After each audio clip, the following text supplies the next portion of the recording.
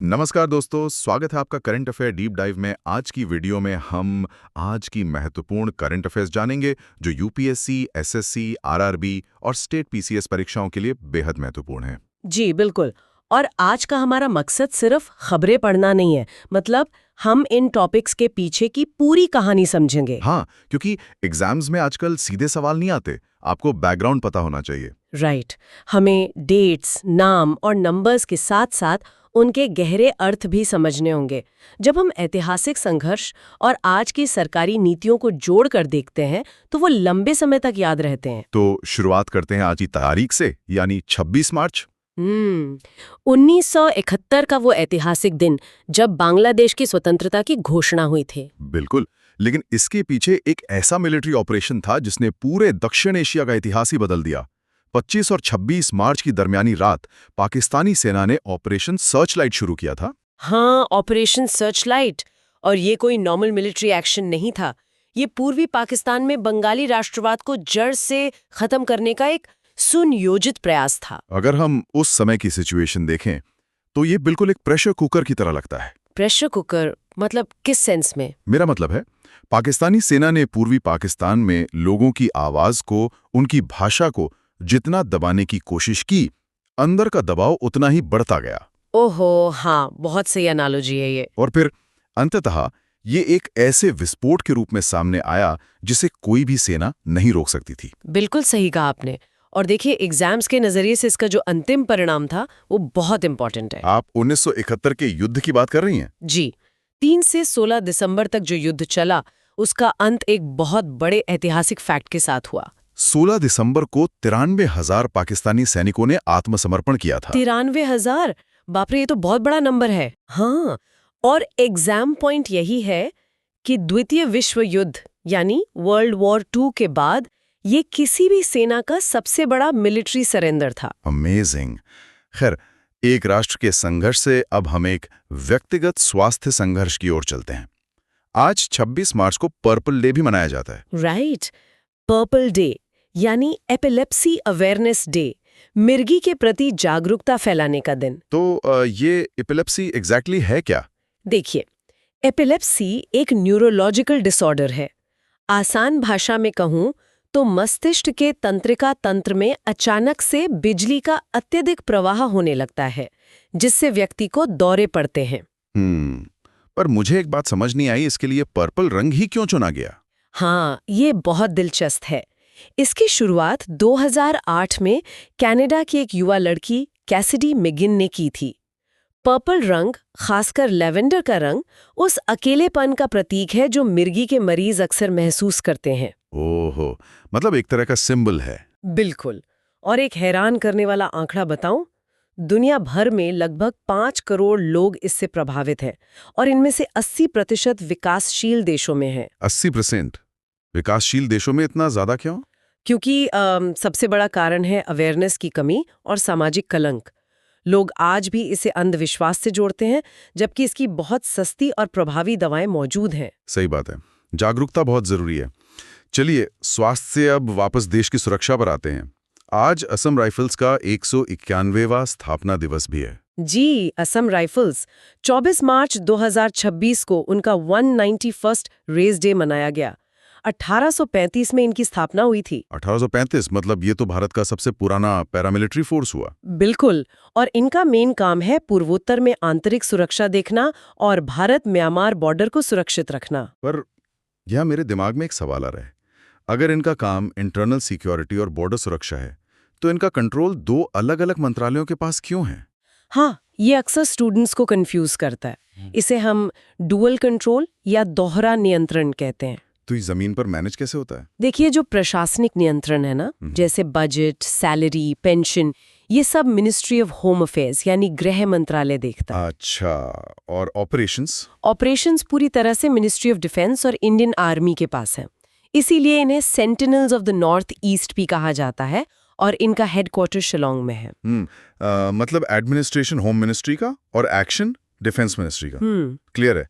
अब पूर्वोत्तर की बात निकली है तो एक और खबर है।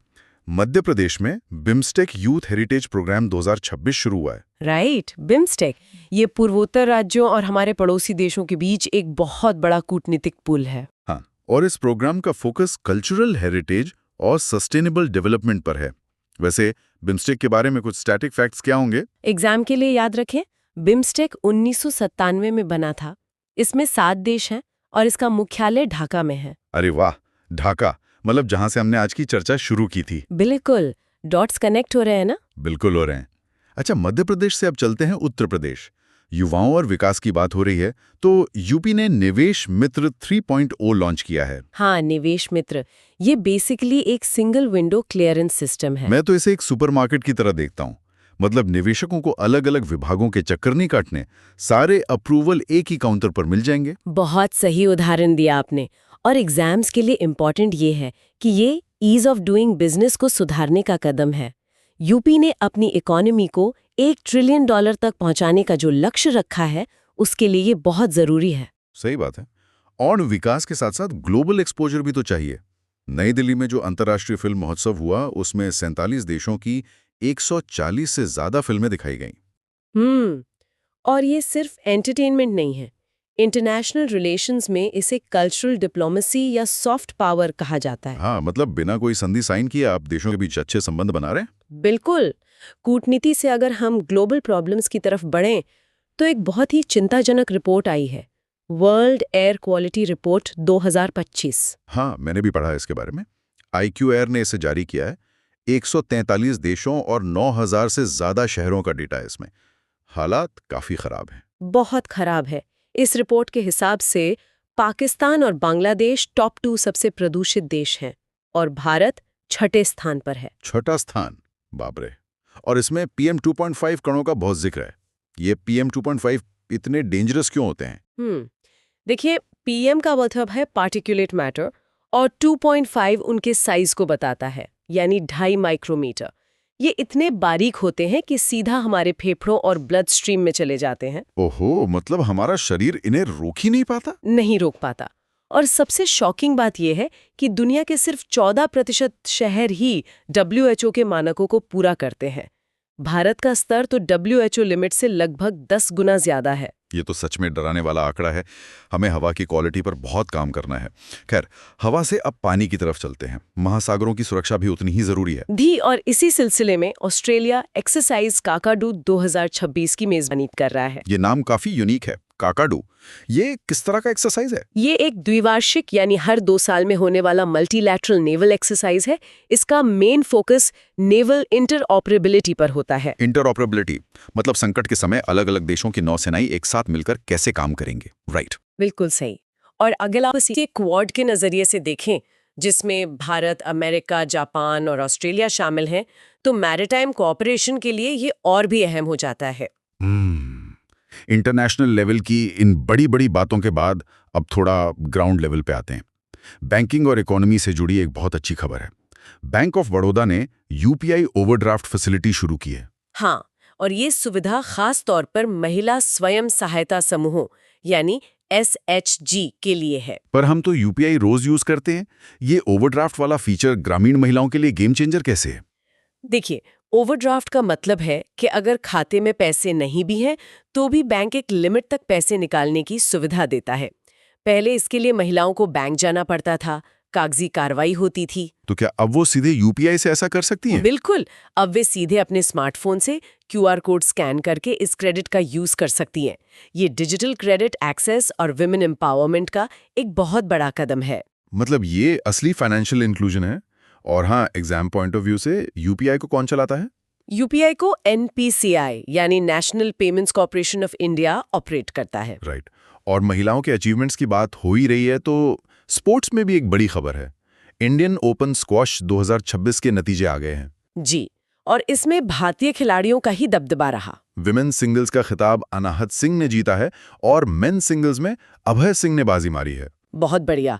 और स्टैटिक जीके के लिए स्टूडेंट्स को बता दूं कि विश्व स्तर पर स्क्वॉश की गवर्निंग बॉडी WSF यानी वर्ल्ड स्क्वॉश फेडरेशन है। ग्रेड। अब एक और बड़ी अचीवमेंट की बात करते हैं।